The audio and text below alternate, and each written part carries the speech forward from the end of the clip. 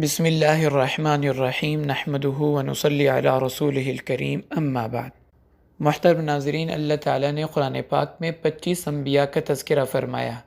ان 25 انبیاء میں سے 12 انبیاء ایسے ہیں جو باپ بیٹا کا رشتہ رکھتے ہیں، یعنی 6 انبیاء علیہ السلام کو اللہ تعالیٰ نے نبوت سے جو نوازا تو ان کے بیٹوں کو بھی اللہ تعالیٰ نے نبوت عطا فرمایا۔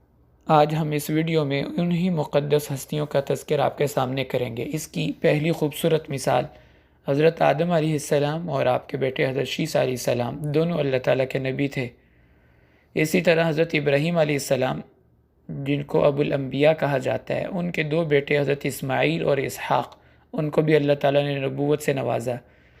تیسری مثال حضرت اسحاق علیہ السلام، وہ بھی نبی تھے اور ان کے بیٹے یعقوب علیہ السلام بھی اللہ کے نبی تھے۔ چوتھی مثال حضرت یعقوب علیہ السلام اور حضرت یوسف علیہ السلام، یہ بھی باپ بیٹا دونوں اللہ کے نبی تھے۔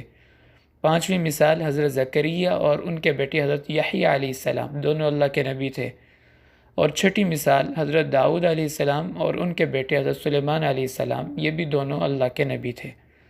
اسی طرح قرآن پاک میں اللہ تعالیٰ نے 2 مختلف جگہ 2 ایسے انبیاء کا تذکرہ فرمایا جو دونوں آپس میں بھائی تھے، جیسے حضرت موسیٰ علیہ السلام اور ان کے بھائی حضرت ہارون علیہ السلام، دونوں اللہ کے نبی تھے۔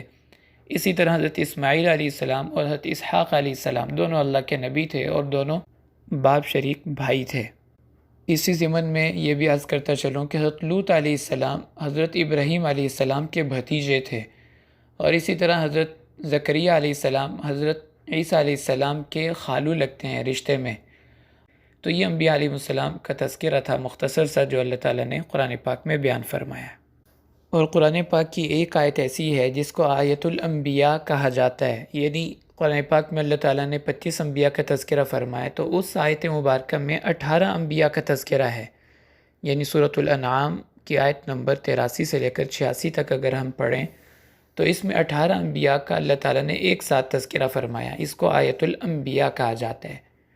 وَتِلْكَ حُجَّتُنَا آتَيْنَاهَا إِبْرَاهِيمَ عَلَى قَوْمِهِ نَرْفَعُ دَرَجَاتٍ مَّن نَّشَاءُ إِنَّ رَبَّكَ حَكِيمٌ عَلِيمٌ وَوَهَبْنَا لَهُ إِسْحَاقَ وَيَعْقُوبَ كُلًّا هَدَيْنَا وَنُوحًا هَدَيْنَا مِن قَبْلُ وَمِن ذُرِّيَّتِهِ دَاوُودَ وَسُلَيْمَانَ وَأَيُّوبَ وَيُوسُفَ وَمُوسَى وَهَارُونَ وَكَذَلِكَ نَجْزِي الْمُحْسِنِينَ وَزَكَرِيَّا وَيَحْيَىٰ وَعِيسَىٰ وَإِلْيَاسَ كُلٌّ مِّنَ الصَّالِحِينَ وَإِسْمَاعِيلَ وَالْيَسَعَ وَيُونُسَ وَلُوطًا وَكُلًّا فَضَّلْنَا عَلَى الْعَالَمِينَ۔